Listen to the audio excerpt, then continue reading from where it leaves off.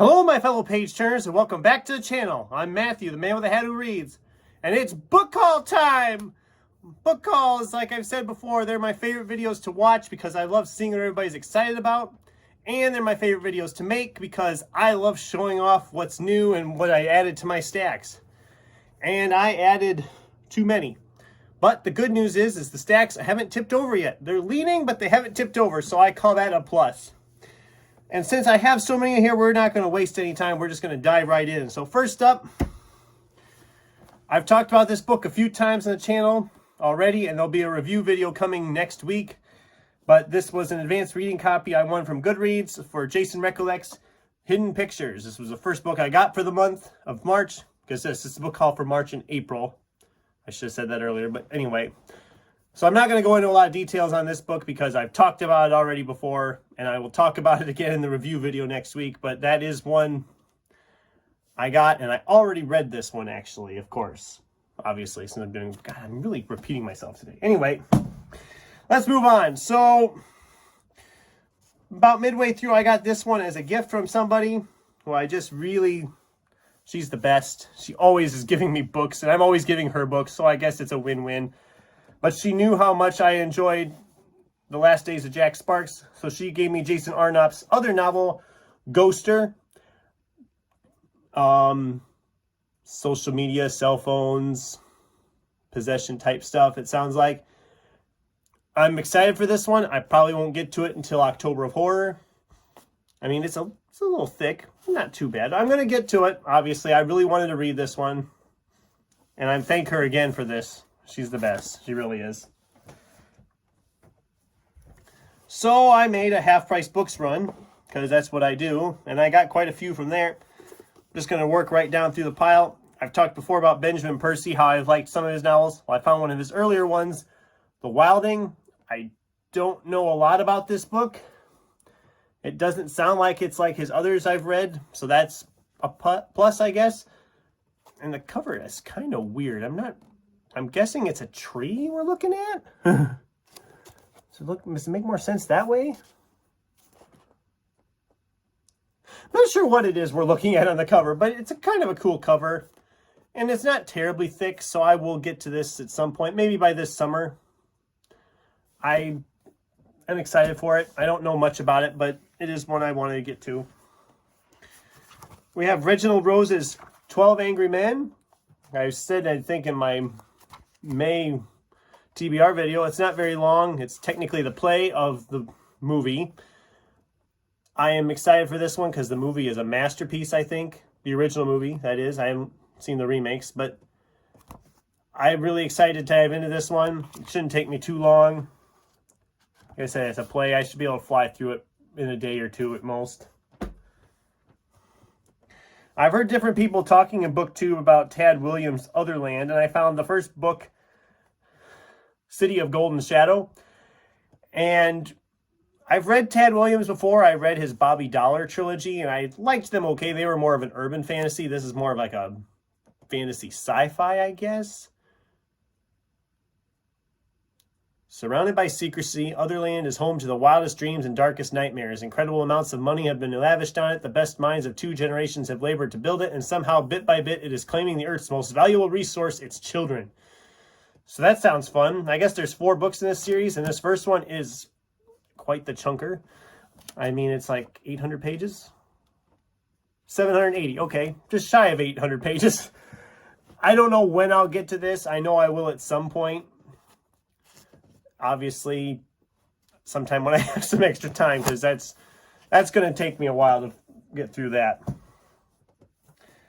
I've got 2 here I picked up at half price from Angry Robot. This one, I didn't know much about it, but it was all of $1. Called The Dragons of Heaven. And it's a street magician Missy Masters inherited more than the usual genetic cocktail from her estranged grandfather. She also got his preternatural control of Shadow and his legacy as the vigilante hero Mr. Mystic. So yeah, sounds like it'll be fun. Fantasy, urban fantasy. Dragons are always fun. The guy with the hat has a very menacing look. And plus the hat, I mean, the hat, obviously. Then there's this book. Now, I've said before, Angry Robot is not afraid to publish bonkers stuff, and it doesn't get more bonkers than this one. This book is called The Imaginary Corpse. Now, just looking at it, and you think, okay, it's a detective story, but no, this... In a world where Toy Story meets Sin City, a dinosaur detective battles his own trauma and a remorseless serial killer hell-bent on shaking up an already messed up town. There's a dinosaur detective. It's a toy dinosaur detective, literally named Tippy the Triceratops.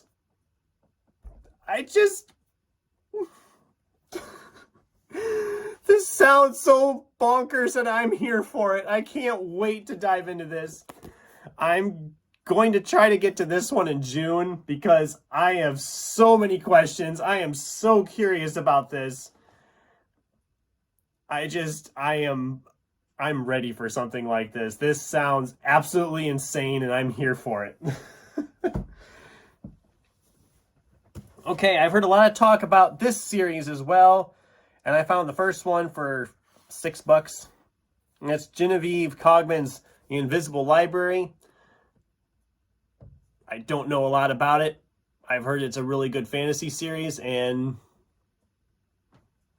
I'm always one to try a good fantasy series. And actually, looking, a lot of what I got this month was fantasy, so that's cool. That's what I want to read more of. I need to read more of that. This book I heard about a few years ago and then forgot about it for a while. Then I found it in the clearance corner at half price. This was like $3. And this is Adrian J. Walker's The End of the World Running Club. And it says, okay, when the asteroids hit and you find yourself stranded on the wrong side of the country, every second counts. No one knows more than Edgar Hill. As the world crumbles and he loses sight of his wife and children, Ed must push himself to his very limits to find them or risk losing what he loves forever. So, post-apocalyptic, end of the world, running across the wasteland. Okay, it's thicker than I expected too. It's 450 pages. Again, I don't know when I'm going to get to this one. I will at some point.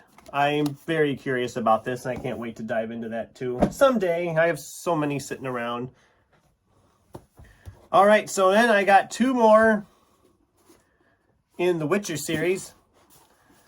I got book 2, The Time of Contempt, at Barnes & Noble. And then the Edward R. Hamilton Bookseller Company had the 3rd book for $5.95. That's Baptism of Fire. And yeah, they look brand new. But that's the company deals with overstocks. So I don't know why they had an overstock of book 3, but not any of the other ones. But I am enjoying The Witcher. I do want to dive into it a little better. I'd like to get the series finished this year if I can. That's the plan, but I know how plans go. I mean, look how long it took me to get sort of Destiny done. So I'm not going to hold my breath on that. But all right, so we have F. Paul Wilson's Double Threat. This sounded interesting to me. Sounds like she's got like an alien or something living inside of her. And she can cure people of the incurable with this thing in her. It sounded interesting, and now I'm looking at it, and I'm afraid it sounds like it might be part of some kind of shared universe, which is unfortunate because I haven't read anything else in this universe, so I'm going to look into it a little more. If it is something I need to read other books for, I might not bother at all, but if it can work as a standalone, then I will be tackling this one at some point. Probably not right away. Like I said, I got to do some research on it first, but I will read it at some point. But okay, here we have a short one called The Council of Animals by Nick McDonnell. This sounded interesting to me as well. It sounds like after the calamity, the animals thought the humans had managed to do themselves in, but it turns out a few are left cowering in makeshift villages. So the animals have selected ambassadors to vote on whether to help the last human stragglers or to eat them.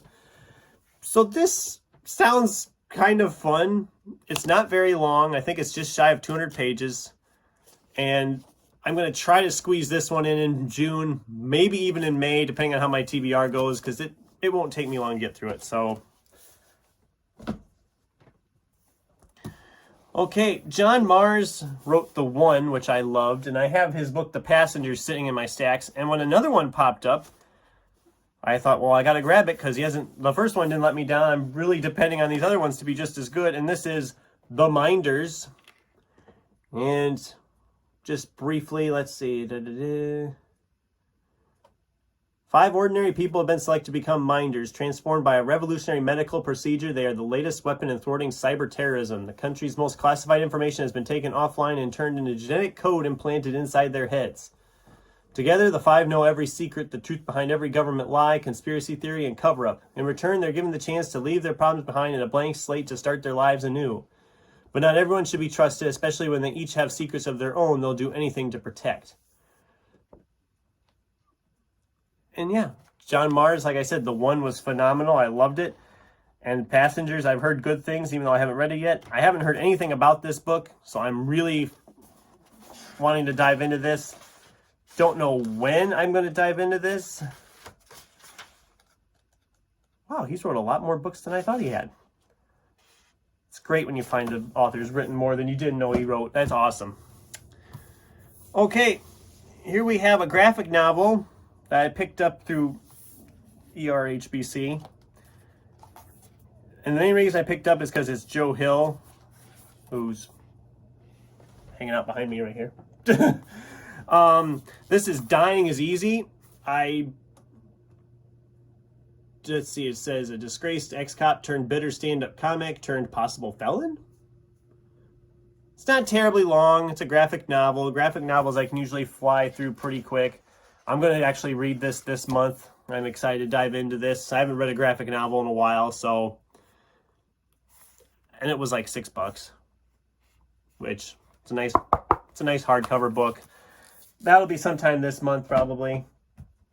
I didn't have it in the TBR video, but I think I will squeeze that one in because I can read that one in probably a day. All right. I'm a huge Star Wars fan, and I didn't know this book existed until I seen it in the catalog for $8. But it's a nice hardcover. It's Secrets of the Force, the complete, uncensored, unauthorized oral history of Star Wars. Now, like I said, I'm a huge Star Wars fan. This sounds like something I would love for a nonfiction type book. It is chunky, but it is covering from 1977 up to 2020, I believe it covers up to. So there's a lot of stuff in this book to go through, but I'm very excited for this. This will probably be summer, July or August, I'm thinking. I want to get this one read fairly soon. It sounds good to me, so. All right, we're almost done. We got 3 left here. Because about a week or so ago, I was to Books A Million, because I hadn't bought enough books yet this month. So I found this in their clearance corner for $5. I haven't read anything by her, but I've heard good things. And this is Christina Henry's The Ghost Tree. It's another good one I can stick in for October of Horror, although that list has gotten so long. I have probably as many books on the TBR for October of Horror as I do for this book haul video, probably. But let's see. When the bodies of 2 girls are found torn apart in the town of Smith's Hollow, Lauren is surprised, but she also expects that the police won't catch the killer. And then there's a monster dragging me. I mean, it's horror thriller stuff, so you know the kind. So this book was a used one at BAM. I've been wanting to read this series for a while. I only could ever find the second one in the stores. But this is the first one, Gideon the Ninth by Tamsin Muir. I apologize if I butchered your name just now. Necromancers. Yeah, I mean, this should be fun. The cover it's a pretty cool cover. I'm getting reflection there. I mean, it's a cool cover, and there's a second book already out called Harold the Ninth, and there's a third one on the way, I believe. I think it comes out later this year. So that's one I'm excited to dive into. And then this last one is one I've been hearing a lot about. I've seen it on other channels I watch, and I've wanted to read it for a while, and I finally found a copy in the store. That's Nicholas Eames' Kings of the Wild. I mean, this just sounds fun. Clay Cooper and his band were once the best of the best, the most feared and renowned crew of mercenaries this side of the Heart World. Their glory days long past, the mercs have grown apart and grown old, fat, and drunk, or a combination of the three. Then the next bandmate turns up at Clay's door with a plea for help, the kind of mission that only the very brave or the very stupid would sign up for. I'm really excited for this. This one I'm going to read in June. This is definitely going in June. It is a bit long, just shy of 500 pages, but I am really excited for this. I think I will fly through this when I get started on it. And that's what I have. That's my book haul for March and April 2022. I had way too many books I bought this month, but these last 2 months, but that's okay. What did you guys get for book hauls over the last 2 months? What are you most excited about that you recently purchased? Let me know in the comments down below. Or if any of these sound interesting to you, let me know. Thanks for watching, and until next time, keep turning pages.